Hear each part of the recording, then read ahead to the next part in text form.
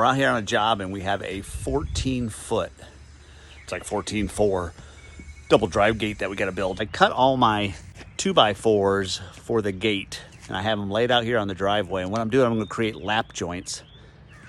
And I'll show you what that is, but that gives it a little more strength. I can glue and screw the joints instead of just like pocket holes or something like that. This will be a lot stronger. And so I'm overlapping, as you can see right now down here. And to get my width that I got to create my lap joint, I'm taking a razor blade. I don't use a pencil on that because a lot of times the pencil thickness can mess you up a little bit. So I take this knife and just follow the edge of the 2x4 and that gives me a nice score. Gives me a nice fine line to follow. So I'll show you what I'm gonna do with that, but it's easiest just to lay it all out, square up your boards with like a framing square or a speed square and give you some sight lines with the razor blade. All right, let me show you by a lap joint what I'm doing. I'm gonna flip the camera around and you kind of see what the razor blade did. All right, so I overlap my two. This will be my top rail. This will be one of my sides. You can see where I have one just laying over the top of it and I have it flush right here. I took my square,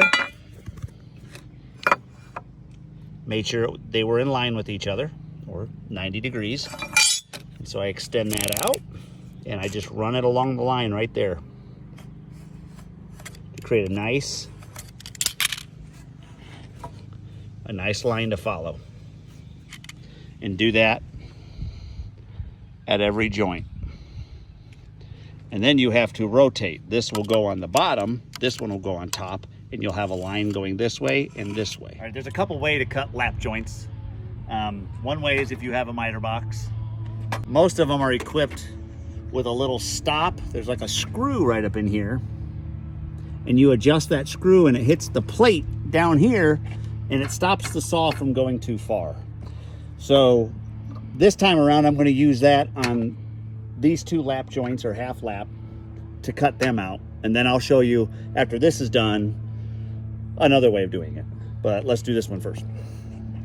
These are my knife blades like you guys saw already marked. So I'm just going to line up and you'll see what I'm going to do. I'm going to stop talking because you ain't going to be able to hear me anyways.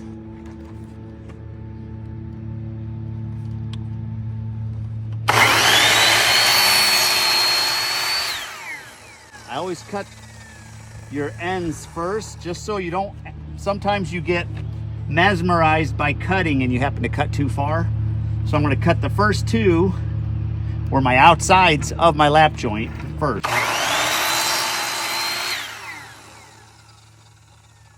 And then now I'm going to start chipping away at the inside of this.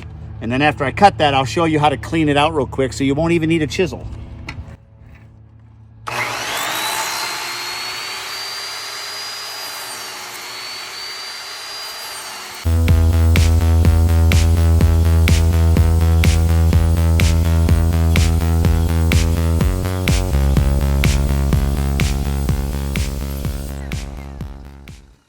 As you can see, you're left with a bunch of little pieces. A lot of people would knock that out with a hammer, then maybe come back with a chisel and clean it all up, but this is the way I do it on the job site.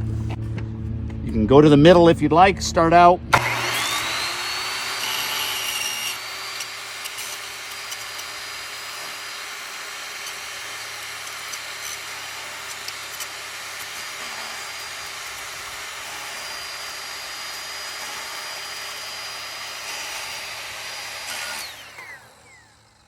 Way faster than using a chisel and plenty clean enough for a fence. Another way you can cut these half laps, it'll look like this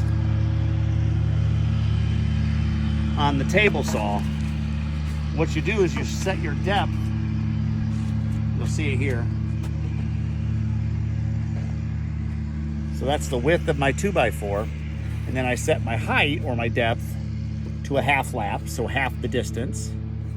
And what I'm going to do is I'm going to run this piece perpendicular to the blade like this, real slow, and just keep moving into the blade. And it will end up looking smooth just like that. And I'm going to do that right now.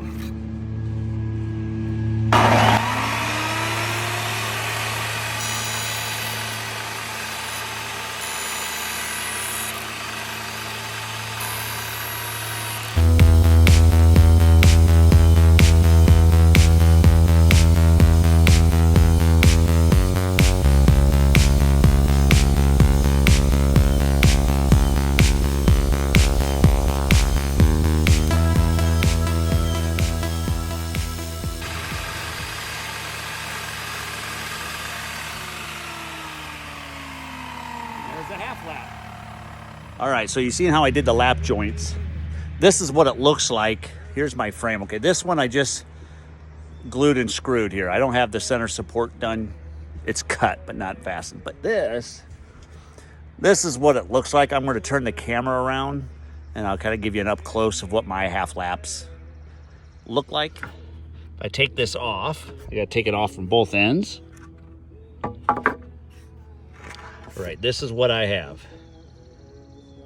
This is the one I cut on the table saw.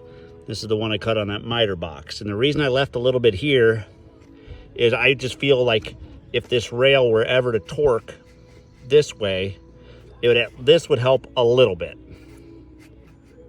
Gives you a little bit more of a stopper, if you will. So what I'm going to do is, let's just do it now. I use Titebond III. It's an exterior grade wood glue. And don't just dribble it on there. You want to coat the whole surface that you're gluing, even on the inside edge in there, with the glue. And don't stop there. Do this as well. I'm going to do that on both ends because I've got to set this at one time, and then I'll come back. All right, so it's glued up on both sides. I've put the joint together. You can see where I've already laid out and pre-drilled for my screws. So I'm going to run some screws in here, and that'll act as a clamp to help tighten it up and set the glue properly.